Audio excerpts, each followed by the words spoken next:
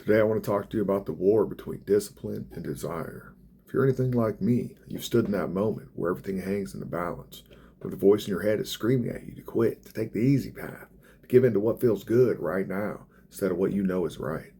And I'm Jesse. I've been in that moment more times than I can count. I'm here to share those lessons with you. I've been in that moment on the mat, 7 minutes into a 10-minute grappling match, my lungs burning, my muscles screaming, facing a younger, stronger, faster opponent who wants to take everything I've got and who always has something to prove. The voice in the back of my head screaming, just tap, just give up, just take a break. No one will judge you. I've been in that moment, starting a business that was bleeding money, bills piling up, family counting on me, wondering if I was crazy to think if I could make this work. Every rational voice saying, just close down, get a safe job, stop embarrassing yourself. I've been in that moment in Afghanistan, the Common Mine Removal Group, looking for IEDs with flashlights and pre-dawn hours to clear the route so everyone can come through, wondering what the hell am I doing out here. I've been in that moment at 5 a.m. when I need to wake up and get to training. I don't want to hit the snooze button, go back to sleep. But what I learned in each of those moments, the real enemy wasn't an opponent trying to submit me, wasn't the Taliban trying to ambush me, it wasn't the cold outside trying to freeze the air in my lungs, but it was the voice in my head saying, you don't belong here. You're not strong enough. You should quit while you're ahead. You're too old. This is too hard. You deserve to be comfortable. That voice, that's desire talking. Desire for comfort, desire for safety, desire to be anywhere but exactly where you need to be, doing exactly what you need to be doing. Discipline is what keeps you moving forward. Discipline is what made me show up when I didn't want to. Discipline is what has always turned my potential into reality. The biggest battlefield just isn't out there somewhere. The biggest battlefield is inside your head. It's in your mind. The war between discipline and desire is happening right now as you hear these words. Every time you hit the snooze button, instead of getting up to train, desire wins that battle. Every time you choose what's easy over necessary, desire wins a battle. But here's the good news. You can win this war. I've seen it happen with broken people who found their way back. I've seen it happen with out-of-shape beginners who transformed their bodies and their minds on the mats. If you're like me, you've wondered what separates people who seem to have unbreakable willpower from those who crumble at the first sign of resistance. You wondered if some people were just born different, born with some genetic advantage that makes discipline easy for them or makes them different than everyone else. Well, let me tell you something. I've trained with elite athletes, successful entrepreneurs, and some of the most disciplined people on the planet, and some of the most deadly people on the planet. And every single one of them had the same answers when I asked them the question. Discipline isn't something that you're born with. It's something you have to build, one painful lesson at a time. And that's when I understood. Champions aren't born. They really aren't. They're forged in the small moments, the quiet decisions, and the 1,000 tiny decisions that nobody sees but everybody feels. Let me take you back to my Jiu-Jitsu journey. I started training when I was 17 years old, a young father already with a full-time job. I was thinking I was tough, thinking I had it all figured out. I went in there thinking I was a badass. I was wrong. For the first time I stepped on the mats, I got submitted by a 140-pound purple belt who looked like he worked in accounting. Humbling doesn't begin to describe it. I wanted to quit after that first class. Actually, I wanted to quit in the middle of class, but unacceptable. So I came back the next day. And the next day, and the next day. And every class was a war between a part of me that wanted to stay home and a part of me that knew I needed to be there. Some days discipline won, some days desire won. But slowly, over months and years, discipline started winning more and more often as I practiced it. Here's what I discovered through thousands of hours on the mat and hundreds of hours on deployments. Years of my life spent doing nothing but staying disciplined. The key to learning to access that deep part of yourself, the part that can't be broken, that can't be bargained with, can't be reasoned with, you can only do that by practicing the discipline and staying out of the comfort trap. And if you're like me, you've fallen into the comfort trap more times than you want to admit. You know the one I'm talking about, the seductive voice that says, you've earned this, you've worked hard enough, take a break, relax, chill out this weekend. That voice killed my potential, not dramatically, not all at once, but slowly, like carbon monoxide poisoning for their soul. There was a period in my life when everything was going super well, business is good, retired from the Army, everybody's super healthy, and I don't have to struggle anymore. Nobody was demanding excellence from me. I could just coast. And slowly, almost imperceptibly, I started dying inside. The discipline that had carried me through all these years started to feel unnecessary. The mental toughness that I'd forged through struggles started to atrophy with the comfort that I had been living in. The protocols that had made me effective started to feel like burdens instead of benefits. I started gaining weight. I was getting fat. I lost focus. I started making excuses for myself. Started making excuses for why I can't pursue certain goals I wanted, why I couldn't train as hard, why I couldn't push myself to the next level. And that's when I discovered a dangerous truth about comfort. It is not the reward for a life well lived. It is the enemy of a life worth living. Here's what comfort does to your brain. It literally rewires your neural pathways to seek the path of least resistance. Every time you choose easy over necessary, you're strengthening the neural pathways that make easy choices far more likely. But here's the thing about those pathways. They can be rewired. Habits can be changed, but it requires something that comfort actively works against: deliberate discomfort. And for me, and for most anyone, this is where Jiu-Jitsu can come into play and where it can literally save your life.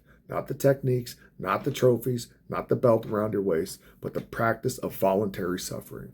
Every time I step on the mats, I'm choosing discomfort. And slowly, these choices start rewiring the brain back to the patterns that make me more effective. Every time I chose discipline over desire, I was building what I call comfort resistance, the ability to sit in discomfort without being controlled by it, the ability to hear the voice of desire without obeying it, the ability to choose what's necessary over what's easy, even when every part of your body is screaming at you to quit. And here's the brutal truth that no one ever wants to confront, and this is what I'm telling you. Comfort is killing more dreams than failure ever will. Failure teaches you something. Comfort teaches you nothing except for how to need more comfort. So if you're like me, you've tried to build discipline before and failed, and you've made grand promises to yourself, created elaborate plans, brought all the gear, bought the gear, and then watched yourself fall apart the moment things got difficult and didn't complete your task or finish that side project. Here's why that happened. You were treating discipline like motivation, like something that's supposed to feel good, something that's supposed to be sustainable through inspiration alone. But that's not what it is. Motivation is fake, it'll go away and it fades. Discipline is not motivation. It is a protocol, a system of set non-negotiables that operate regardless of how you feel, regardless of what's convenient, regardless of your desire that your brain is screaming at you, that little voice telling you that you can relax. Every single day I do something physically difficult. This doesn't have to be a 2-hour workout. It could be 40, 50, 100 push-ups, right? Whatever's difficult for you. You can do some planks. Knock it out. You can go on a nice long walk, throw a rucksack on your back. Do something a little bit difficult. And I'm not talking cold showers, right? That does something too. It has its own thing. But I'm talking physically difficult, demanding stress on your body. Also, you have to learn new things. I spend several minutes a day learning new stuff, reading books that I haven't read before, learning new notes on a guitar. Every evening, you need to be reminiscing, right? Reflecting on what you're doing. I ask myself the same 3 questions every day. What did I do today to move closer to my goals? What did I do today to move further from my goals? And what will I do differently tomorrow? Simple AAR, right? These are important things. These aren't just guidelines that you follow when you feel like it. They're non-negotiables that happen regardless of circumstances, regardless of the feelings of convenience. I followed the basic protocols through business failures, through injuries, through family crises, and through days when everything went wrong. Not because I'm stronger than other people, but because I learned that something changed everything. Discipline isn't about having perfect days. It's about having a perfect system that works even on bad days, right? That means no matter what, do something hard every day. Do something to make yourself better every day. Move a little bit forward every day. And as you slowly feed that, you will get stronger. The hardest enemy to defeat isn't the one competing against you in the marketplace or on the mats. It's the one whispering in your ear from inside your own head. That voice operates on a predictable playbook. And once you understand that playbook, you can defeat it easily. We like to call this the enemy within. And that enemy loves to paint vivid pictures of failures. It specializes in worst case scenarios and takes whatever challenge you're facing right now and projects it into a devastating future where everything falls apart. If you start this business, you'll lose everything. If you have that difficult conversation, they'll leave you. They won't be your friend anymore. They won't love you anymore. If you try that new thing, you'll embarrass yourself. And here's what I've learned. The enemy within cannot operate in the present moment. It needs you to live in imaginary futures or painful past. It loses all its power when you anchor yourself into what's happening right now. The enemy within is like an amazing negotiator. And that little enemy within all of us, it's a master negotiator. It doesn't usually attack your goals directly. Instead, it's going to offer you reasonable compromises, right? You don't need to quit your workout routine entirely. Just skip today. It's okay. You don't need to abandon your dreams completely. Just put them on hold. Come back to them in 6 months. Wait until things are more convenient or everything's lining up. That little voice in your head or the enemy within knows that small compromises lead to bigger compromises. Every exception makes the next exception even easier to justify. This is the enemy's most devastating weapon, convincing you that your struggles are evidence of your fundamental inadequacy, right? Don't let it convince you that you can't do it because you're mentally weak or you're physically weak or you're not smart enough. No, you're just going to have to learn and it's going to be painful. The cool thing about these internal struggles is you don't have to fight them alone. In discipline, you don't have to build it alone. The strongest people I know aren't the ones who never need help. They're the ones who are strong enough to ask for help when they need it. They find people who understand that growth requires struggle. They find people who will hear what you need, who will tell you what you need to hear and not what you want to hear. You find people who believe in your potential enough to not let you settle for less than it is.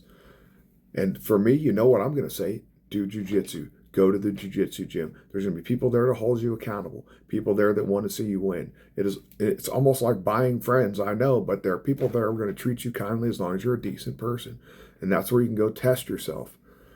And you can treat this message like entertainment. You can watch this video and be like, haha, I'm listening to this guy blab. Or you can treat this like intelligence and strategies that you can implement daily to win the war between discipline and desire. This little protocol works.